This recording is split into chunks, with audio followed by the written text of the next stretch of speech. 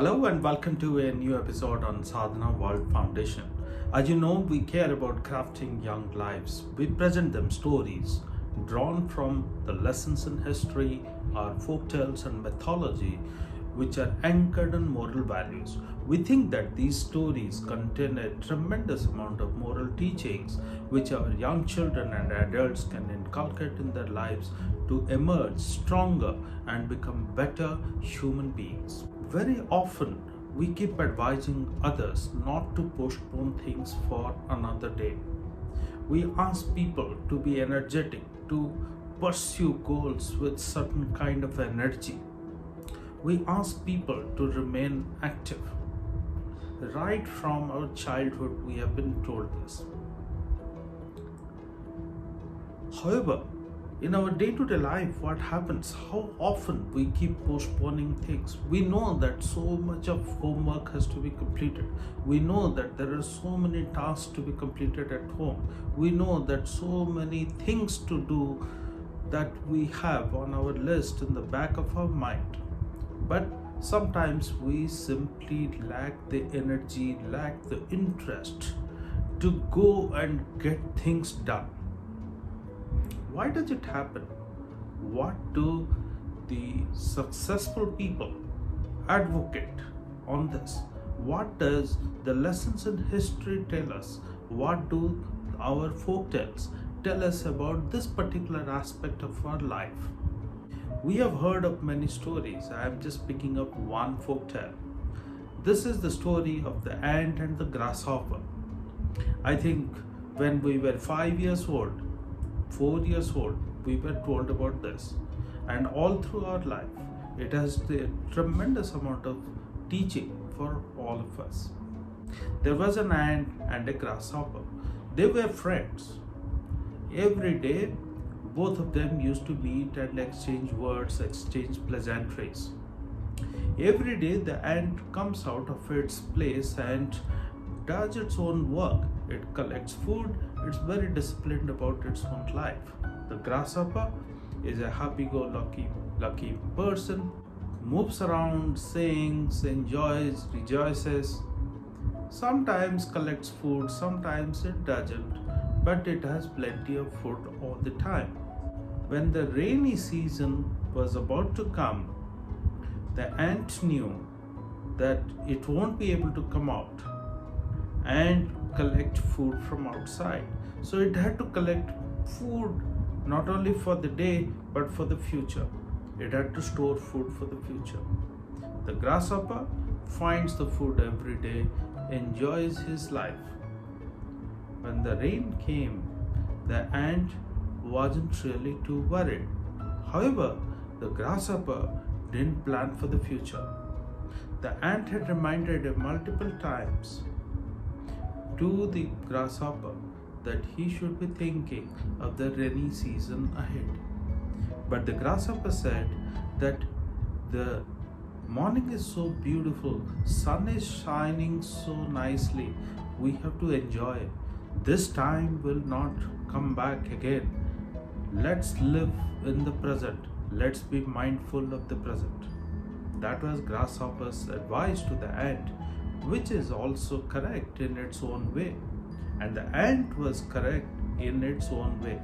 But when the rainy season comes, the ant has no problem, but the grasshopper is about to die. Ant was the friend of the grasshopper and lent some of its own food to the grasshopper, and grasshopper survives. Small little story, but intense teaching embedded here. Do we plan for the future? Do we know what is to be done today? The grasshopper knew that the rainy season is going to come and it's going to face the challenge. However, it did not pay any attention to his friend's advice. It did not reconcile the fact in his mind that he will get into trouble.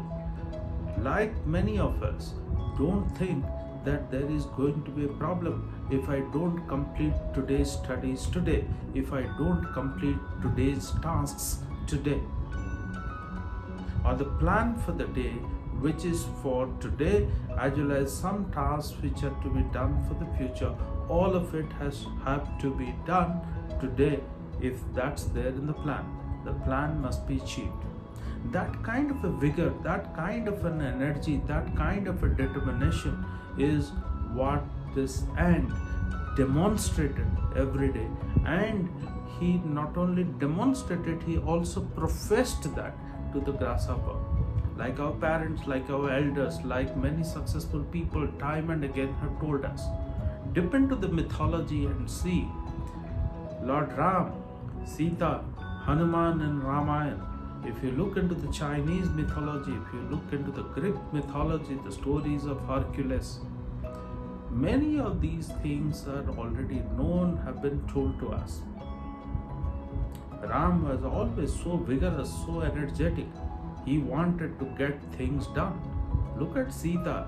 She was abducted by Ravan and was given a lot of inducements and incentives to move away from Ram and marry Ravan. But she was clear what is to be done and she was focused on the tasks.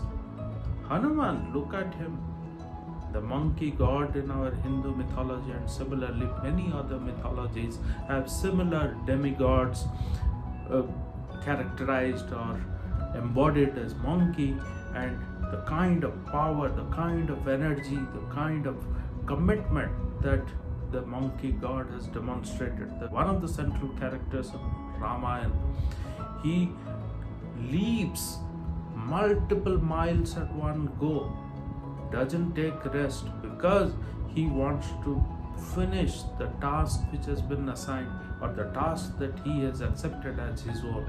If I am a student, I have accepted some homework, I have to complete them. If I am someone who's at home who knows that there are certain tasks to be completed in the home, or if I am someone who's working in a factory, in an office, I know that certain tasks have to be completed today. I need to gather that amount of energy, that amount of vigor.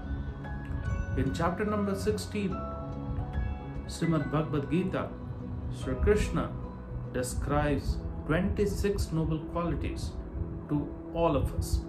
One of those noble qualities he talks about is Tejah. Tejah means vigor. So he says that if you are saintly, if you are noble, if you are interested in doing the right things, you have to demonstrate Tejah.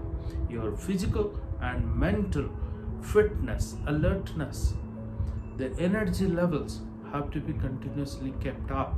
We cannot afford to be lazy. We have to remain vigorous in our lives so that we are mindful on what we are doing. We put all our energy on the task at our hand and we take rest only after the task is complete. Ladies and gentlemen, thank you very much for watching this and spreading these words of wisdom. What we have been told right from our childhood days, these small story and several other mythological stories tell us the same thing again and again. It's better that we remain conscious of this and spread this amongst many more people. I hope that we are able to lead a vigorous, energetic and successful life. Thank you very much.